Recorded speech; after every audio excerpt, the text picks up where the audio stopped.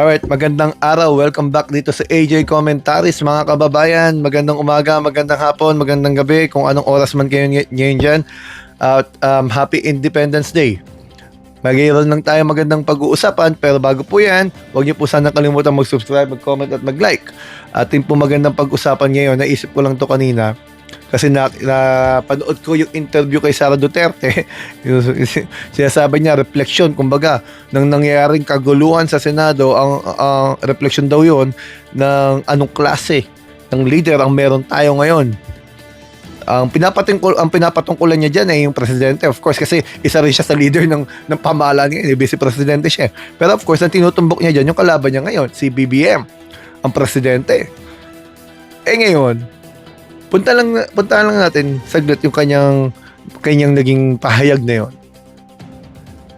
Di ba ang mga naging gulo, ang mga may kasong plunder, puro mga kaalyado niya. Yung mga gulong sinasabi niya, di ba ang nag-create ng mga kaalyado din niya? Di ba? May nakakulong pa sa kanila. Ang flood control lang Si Diskaya, sinabi, si 2016 nagsimula yung malalaki ang transaction nila Di ba?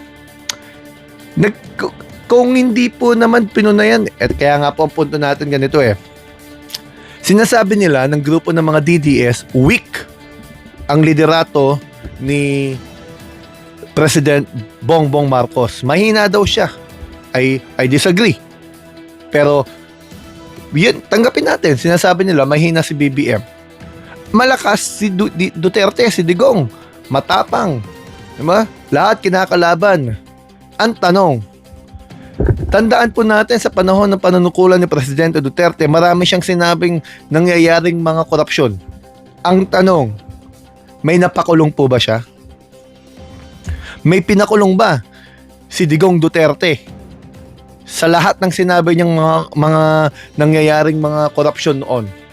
Sa kanya nanggagaling yun Sinasabi niya may mga korupsyon at aware daw siya may korupsyon dun May napakulong ba? Punta tayo ngayon dito sa weak leader. Mahinang leader daw si BBM. Bukod tanging presidente nang sumugod doon sa KOJC upang huliin ang may warrant of arrest na si Apollo Kibuloy. Sabi nga ni Sal Panelo, hindi siya naniniwalang weak leader si BBM. Isipin mo yan, ang daming dumang administrasyon nga naman. Hindi matouch-touch yan. Merong yung mga kaso. Di ba?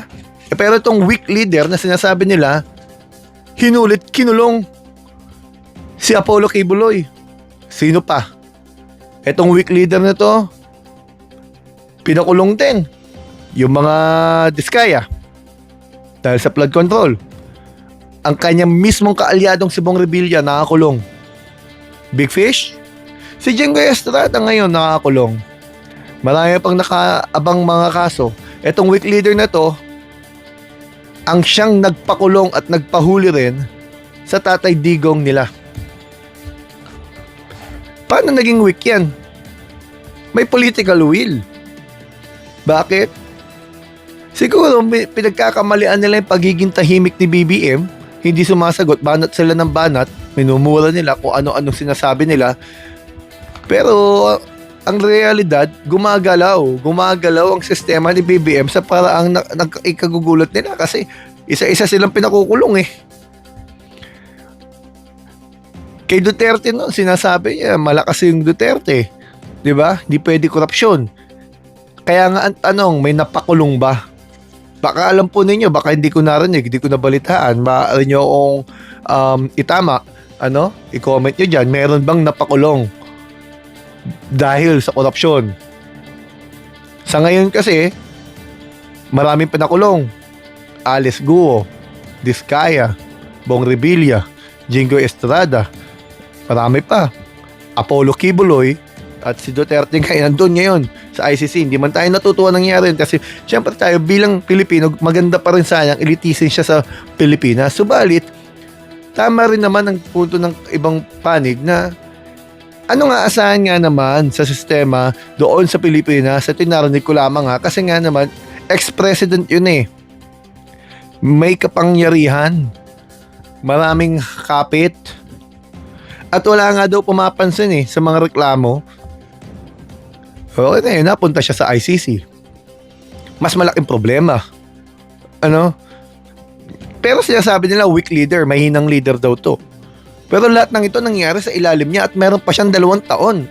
Ilan pa kaya ikukulong? Yun ang punto doon. Paano natin nasasabi na mahinang leader ang isang BBM, ang isang Bongbong Marcos, dahil siya'y tahimik lang? Dahil siya'y hindi nagpapatol in media?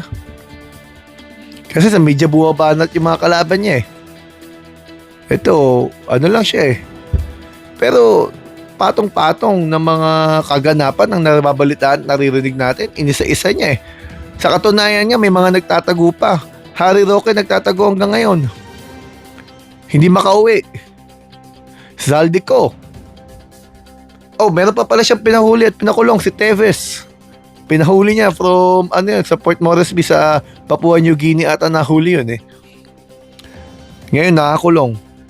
Sa dami ng mga pinakulong niya, hindi pa ba sapat yun para kayo makumbinsing hindi siya weak leader? Maaring hindi niyo siya gusto. Pero yung termino niyong weak o mahina, hindi yung tugma sa kanya. Siguro, maaaring sabihin niyo pa na mali ang paraan niya.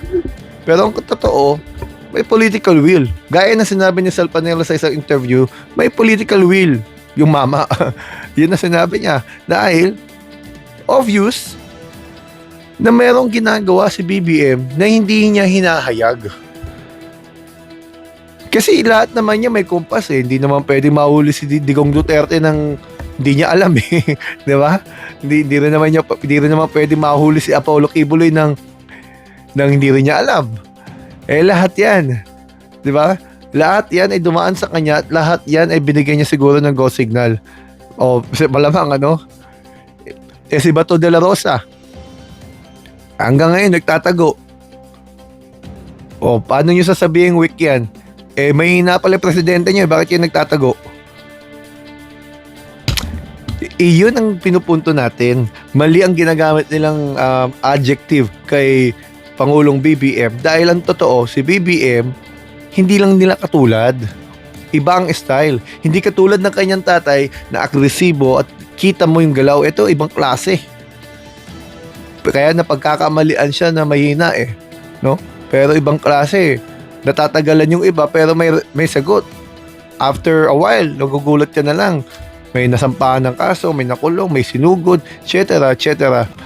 Yun yung mga katangian ng isang tao na desidido pero hindi pinapaalam ang kanyang next move. Diba? Katulad nga daw sa chess, diba? Huwag mong papaalam yung move mo para hindi ka mapagandaan. Parang ganun ang nangyari dyan. Ngayon, balik tayo dun sa impeachment trial. Bakit ba tayo napunta doon? May epekto sa impeachment trial yung mga nangyayari yan, yung mga pinagsasabi ni Sara Duterte. Kasi sa oras na official siyang ma-convict o ma-acquit, magbabago ang naratibo ng Pilipino. Kapag siya na-acquit, malamang sa malamang lalakas ang puwersa niyan para sa 2028. Pero pag yan ay na-convict, malulusaw yan. Lilitaw dyan yung naging mga desisyon ni BBM kung paano nahantong sa ganitong sitwasyon ang mga Duterte at ang kanyang mga kaalyado. Yung sinasabi nilang weak leader, numusaw sa kanila. Yan ang mangyayari dyan kung sa oras na ma-convict yan. Hindi naman pwede tumakbo, patatanggal sa pwesto, pero naman sa kabilang banda, pag yan na-acquit, panoorin niyo po isa kong video patungkol dun sa 16 votes, sa 2/3 of all its members, para malaman po ninyo kung ano pong tingin natin na boto, ilang boto ang kailangang makuha para ma-convict si Sara Duterte at ilang boto ang kailangan niya para siya ma-acquit. Ngayon, yung pag kinumpara po natin si Digong Duterte at si BBM, magkaiba nga po. Magkaiba talaga. Agresibo si Digong Duterte. Medyo ibang klase si BBM. Mukhang tahimik na ang hirap basahin na kaya nga napagkakamay lang ang mahina. Pero isa lang ang totoo. At tanong din niya na marami. Ang isang totoo, kay BBM maraming pinakulong. Malalaking tao. korupsyon at patuloy na nagtatago ang iba. Habang kay Duterte, ang dami niyang sinabi pero wala yang hinuli, walang pinakulong. Pero ang binibintang sa kanya ay pagpatay. Hanggang dito po muna. Humahaba po tayo masyado. Maraming pong salamat sa inyo. Sana po ay may natutunan tayo. Sana po kayo mag-subscribe, mag-comment at mag-like. Maraming pong salamat sa inyo.